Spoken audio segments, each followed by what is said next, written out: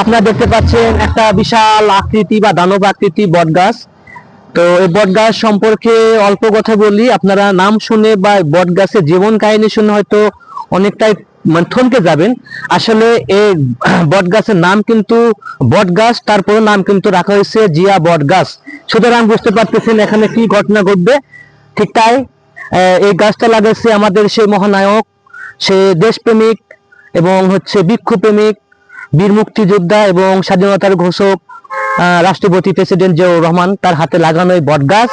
এই বট গাছটা লাগানো হয়েছিল 1981 সালে 19 মার্চ। তো সেই অনুপাতে অল্প কথাই বলি, আমাদের প্রেসিডেন্ট তৎকালীন অনেক কিছু ছিলেন, তার চিন্তা ভাবনা ছিল ব্যতিক্রম। তিনি ছিলেন যেমন দেশপ্রেমিক তেমনই ছিলেন বৃক্ষপ্রেমিক। এজন্য আমরা দেখতে পাই ইউটিউবে বা বিভিন্ন চ্যালেঞ্জে তার হাতে লাগানো রয়েছে অসংখ্য নিম গাছ। এটা হচ্ছে পবিত্র মক্কা নগরীতে বা সৌদি আরবের আশেপাশে অঞ্চলে লাগানো রয়েছে। সুতরাং আমরা জানি যে এই বৃক্ষ বা বট গাছ very very essential for environment. শুধু তাই নয়, this is part of our life, আমাদের জীবনের একটা অংশ, পার্ট অফ আওয়ার বডি, আমাদের দেহের একটা অংশ। আমরা কিন্তু গাছ ছাড়া থাকতে পারবো না।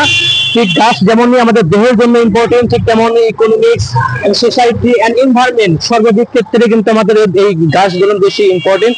এই জন্য আমাদের শহীদ জিয়াউর রহমান প্রেসিডেন্ট আবেগময়ী হয়ে তিনি অসংখ্য বৃক্ষরোপণ করেছেন। আমাদের এরকম বৃক্ষ লাগানো উচিত আমাদের আশেপাশে এবং সমাজে, মানে সমস্ত ভালো ভালো কাজ করার জন্য।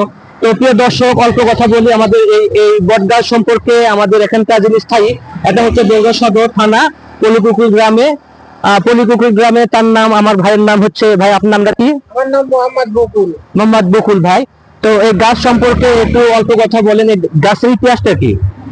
এই গাছ আমাদের জিয়াউর রহমান এখান থেকে হাটে যায়, এই 1 থেকে 5.5 কিলোমিটার হাটে যাওয়ার পথে এখানে এই গাছটা লাগাছে। মানে তিনি এই যাবার পথে যখন তিনি বিভিন্ন ট্রয়ে বা বগুড়া সাগর থেকে অন্যান্য গন্তব্যস্থলে যাওয়ার পথে তিনি গাছটা রোপণ করছেন বা লাগাইছেন। তো দর্শক, আপনারা শুনতে পাচ্ছেন এই সেই বট গাছ বা জিয়া বট গাছ।